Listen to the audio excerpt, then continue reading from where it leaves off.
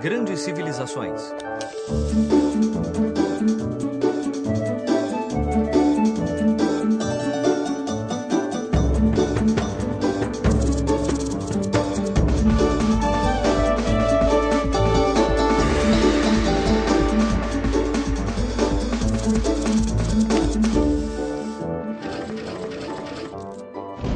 O Império Bizantino, primeira parte. Em outro episódio das Grandes Civilizações, aprendemos que todos os caminhos levam a Roma. Bem, havia uma outra cidade importante, por onde muitas dessas estradas passavam para chegar a Roma. Constantinopla. Mas o que tornou essa cidade tão especial? Olha, Pipo, na verdade, o mundo mudou muito por volta do século IV depois de Cristo. Não era mais suficiente conquistar, saquear e dominar territórios para manter o poder e a riqueza. Agora havia uma outra maneira de acumular riquezas. Fazendo comércio com o Extremo Oriente. As pessoas de um lado do mundo estavam dispostas a pagar muito dinheiro pelas coisas produzidas do outro lado do mundo. O povo de Constantinopla atuou como intermediário no comércio de mercadorias, ajudando todos os lados. Eles trabalhavam muito no comércio e prosperaram financeiramente. As distâncias de um lado a outro do mundo eram imensas. E viajar naquela época era muito perigoso.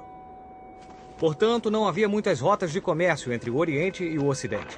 Isso significava que todas as rotas de comércio passavam por Constantinopla.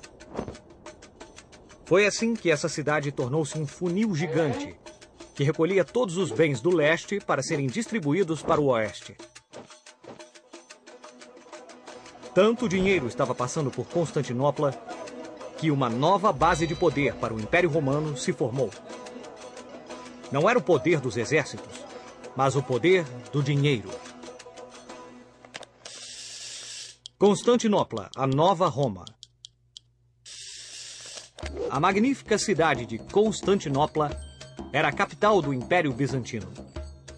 Como era localizada entre o Mar Negro e o Mar Mediterrâneo, Constantinopla tornou-se uma porta de entrada natural que ligava o oeste ao extremo oriente. Mas quem vivia em Constantinopla? Como o poderoso Império Bizantino começou? Descubra no episódio de hoje de Verdade ou História. Bom, para começar, temos de voltar à Roma Antiga. No ano 306, um homem chamado Constantino tornou-se imperador do lendário Império Romano. Constantino viveu alguns momentos complicados e turbulentos. Por um lado, os povos germânicos foram conquistando tudo à sua volta e foram caminhando em direção a Roma. Por outro lado, havia um número crescente de cidadãos romanos que estavam se convertendo ao cristianismo. Esses cristãos queriam se proteger da repressão e da violência. Constantino decidiu que a melhor coisa a fazer era mudar a capital do império para um lugar mais seguro. Então, ele fundou a Nova Roma. Embora depois de sua morte, a cidade tenha ficado conhecida como Constantinopla, em sua homenagem. Entendi. Constantino, Constantinopla. É isso aí, Pipo. Eu sou um gênio. Constantino fez outra coisa muito importante. Foi o primeiro imperador romano a adotar a religião cristã. Isso significava que os romanos podiam praticar livremente o cristianismo sem temer a perseguição ou a prisão. Mas, claro, os romanos orgulhosos que ainda viviam em Roma não estavam, digamos, muito felizes com todas essas decisões. Eu não concordo com tudo que Constantino fez. Em primeiro lugar, como pode existir um Império Romano que não é governado a partir de Roma? Em segundo lugar, o que está acontecendo em Roma? Diante de tanto descontentamento, no ano 395, um sucessor de Constantino, o imperador Teodósio, dividiu o império em dois após sua morte. Teodósio foi o último imperador a governar tanto a parte oriental, com capital em Constantinopla, como a parte ocidental, com capital na antiga Roma. Seus dois filhos foram os herdeiros dessas duas partes. Mas os dias do Império Romano do Ocidente estavam contados e nada poderia deter o seu fim inevitável. No ano 476, o último imperador do Império Romano do Ocidente, Rômulo Augusto, foi deposto por Odoacro, um general germânico. Pedaço a pedaço, o Império Romano, que durou tantos séculos, começou a cair. O Grande Império Bizantino. O Império Romano não foi completamente destruído. O Império Romano do Oriente, centrado em Constantinopla, continuou a florescer. De fato, ele se transformou no que chamamos de Império Bizantino e durou mais de 1000 anos. No ano 527 d.C., o Império Bizantino tinha seu primeiro grande imperador, Justiniano, o Grande. Justiniano teve muito trabalho e seu reinado durou 38 anos. Isso é muito tempo! Justiniano usou a vasta quantidade de dinheiro que estava entrando no Império e ordenou a construção de diversas obras. Primeiro, ele construiu a frota de guerra mais importante de todo o Mediterrâneo. E com isso protegeu o comércio dos ataques de navios piratas. Ele também conquistou grandes territórios, incluindo a Itália e partes da Espanha, da África e do Egito. O Império era um território tão extenso, com diversas culturas e religiões, que era difícil manter tudo unificado.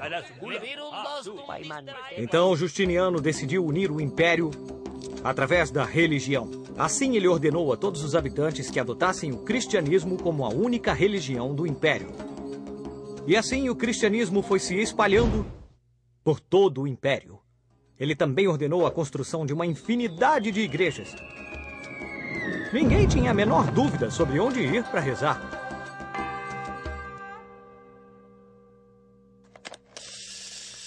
As duas igrejas. O imperador Justiniano queria o melhor para a igreja de Constantinopla. Ele decidiu construir uma obra-prima, a Igreja de Santa Sofia. Um edifício que foi um milagre da arquitetura. Sua cúpula media aproximadamente 31 metros de diâmetro e 55 metros de altura. E da maneira como a cúpula foi construída, parecia que ela estava flutuando no ar. A igreja era o símbolo da unidade e da força do Império sobre o cristianismo. Mas fora do Império de Justiniano, de volta a Roma, vivia o chefe da igreja cristã, o Papa. E ele tinha autoridade sobre todo o mundo cristão. Os papas daquele tempo não poderiam ter gostado do poder que Justiniano foi ganhando e de sua influência sobre os cristãos. Ué, espera um pouquinho aí. Não entendi. Eles não eram todos cristãos? É, Pipo, todos eram cristãos. Mas os papas de Roma tinham certas crenças de como o cristianismo devia ser praticado. Isso incluía tudo, desde como ensinar a Bíblia até em que língua as pessoas deveriam orar. E o Império Bizantino tinha ideias diferentes sobre como praticar o cristianismo. E acreditavam que elas também eram corretas. Assim, essa discussão sobre as duas abordagens levou o cristianismo a se dividir em duas correntes. No oeste, o que seria a Igreja Católica Romana, ligada a Roma, e no leste, o que se tornaria a Igreja Ortodoxa de Constantinopla.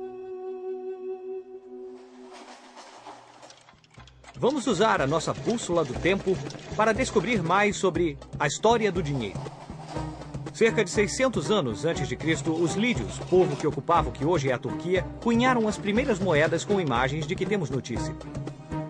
Por volta do século V a.C., o rei persa Dario percebeu a importância das moedas e ordenou que fossem cunhadas em todo o império.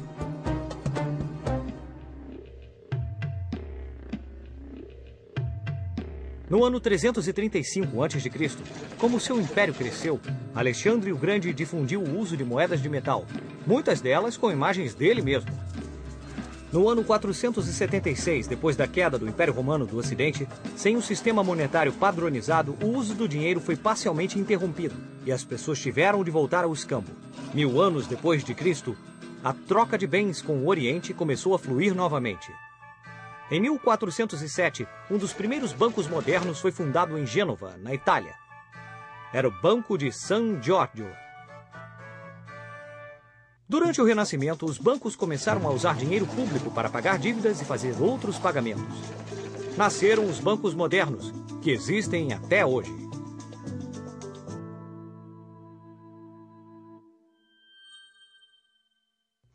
A seguir, no próximo episódio, o Império Bizantino, parte 2. Por mais de 1000 anos, Bizâncio foi o ponto de comércio que unia a Europa ao Oriente. Era a ponte que ligava a Europa à enorme riqueza de países muito distantes. E o povo estava morrendo por conta de doenças que se espalharam pela capital.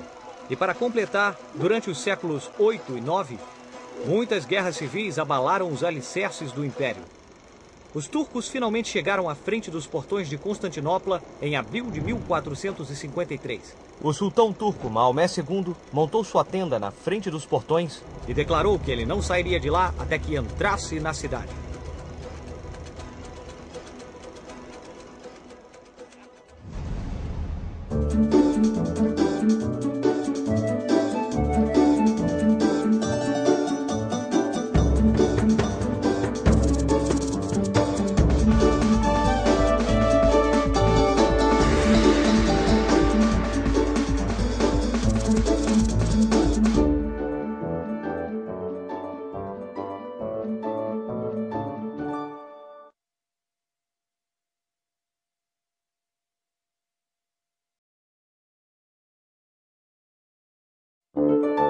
No último episódio de Grandes Civilizações,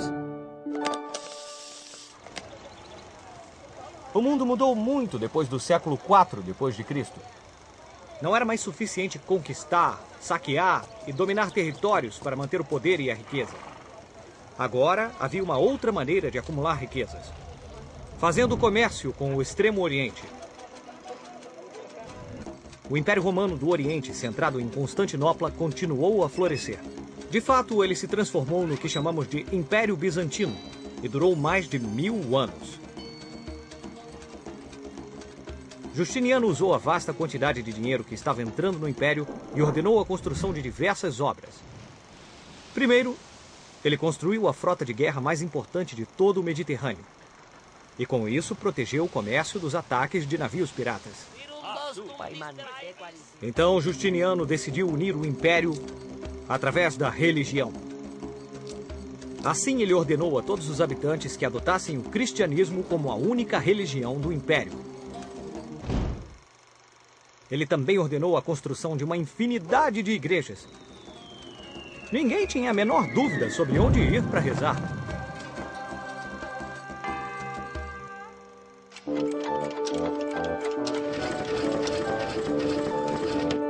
Grandes Civilizações.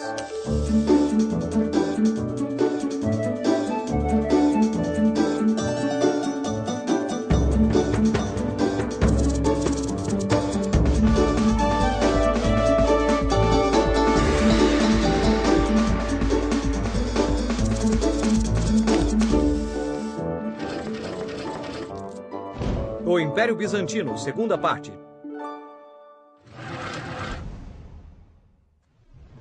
O Império Bizantino englobava alguns dos territórios mais maravilhosos do mundo antigo. Mas após a morte de Justiniano, nenhum dos imperadores que o sucederam foi capaz de manter o que ele tinha conseguido. E as fronteiras do Império começaram a enfraquecer. No século VII, os lombardos expulsaram os bizantinos da Itália. Os eslavos assumiram o norte. E as poderosas forças do Islã conquistaram muitas províncias do leste. O Império Bizantino foi diminuindo com o tempo. Cara, parece que o Império Bizantino não estava num bom momento. Com tantas guerras, os bizantinos estavam sobrecarregados e o povo estava morrendo por conta de doenças que se espalharam pela capital.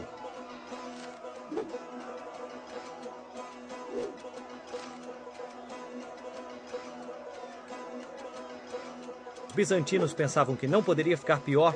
No século XI, os turcos conquistaram a cidade de Jerusalém e ameaçaram invadir o Império do Oriente.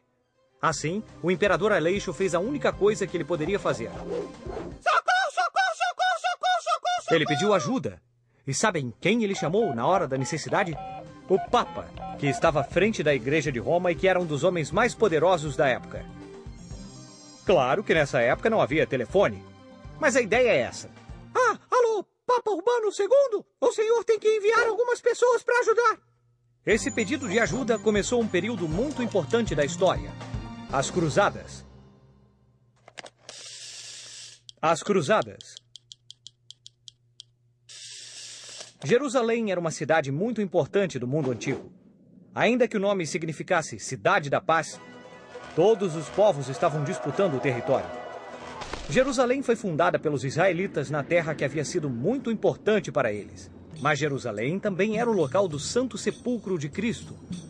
E por isso a cidade era muito significativa para os cristãos também. Porém, no ano 1071, a cidade tinha caído nas mãos dos turcos.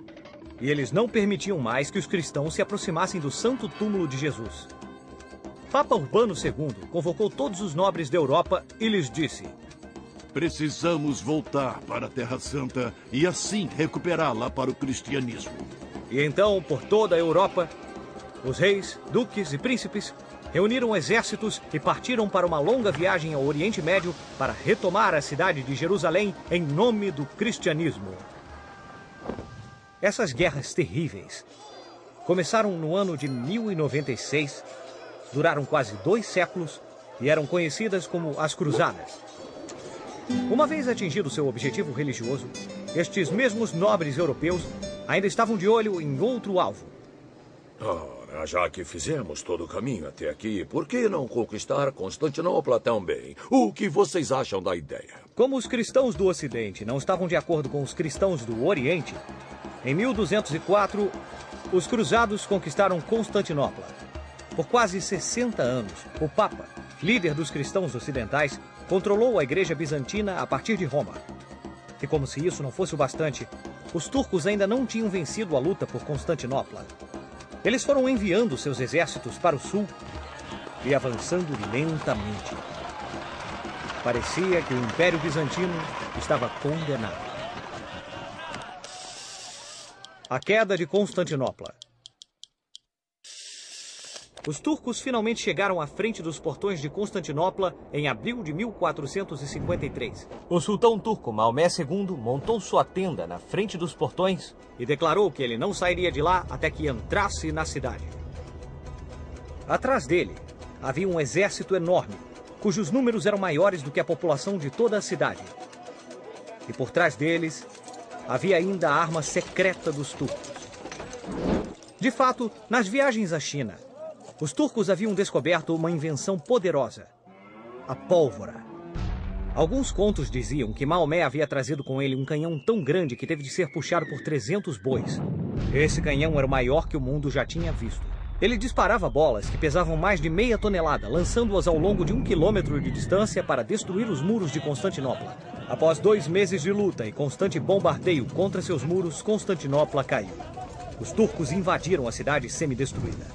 Maomé II assumiu o controle de Constantinopla e transformou-a em capital do Império Turco-Otomano. E ele mudou o nome da cidade para Istambul, que ainda hoje pode ser visitada na Turquia. O fim de uma era. Por mais de 1000 anos, Bizâncio foi o ponto de comércio que unia a Europa ao Oriente. Era a ponte que ligava a Europa à enorme riqueza de países muito distantes, em especial a China e a Índia. Mas os europeus perderam esta ligação comercial quando ela caiu nas mãos dos turcos. Toda a Europa estava desesperada para encontrar novas rotas comerciais, razão pela qual um grande número de aventureiros e exploradores surgiu naquela época.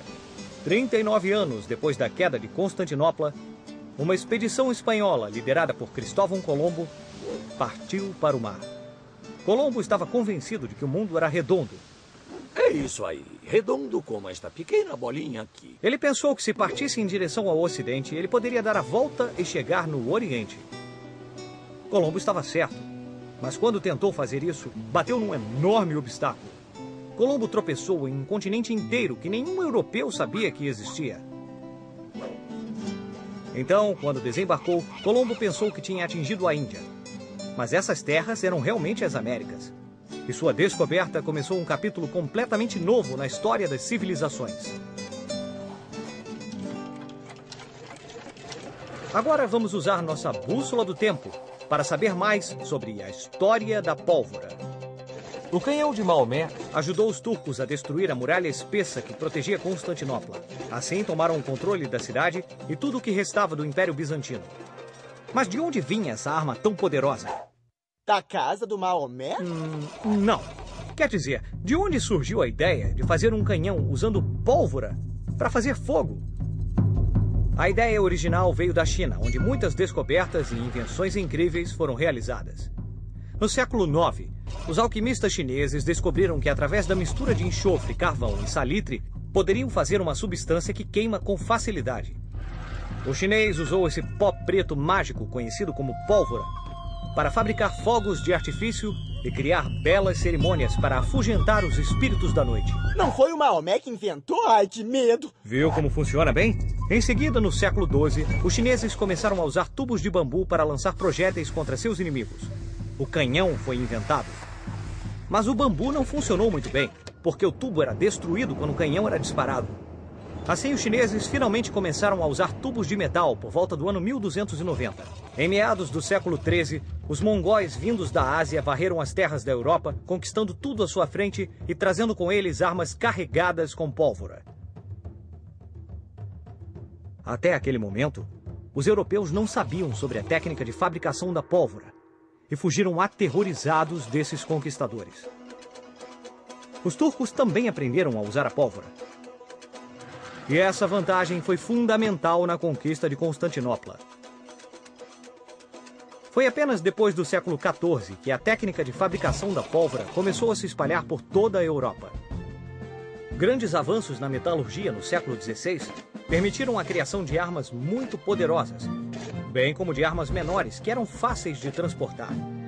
Desde então, armas de fogo ficaram mais refinadas e foram cada vez mais utilizadas, até que substituíram totalmente todas as outras armas de guerra.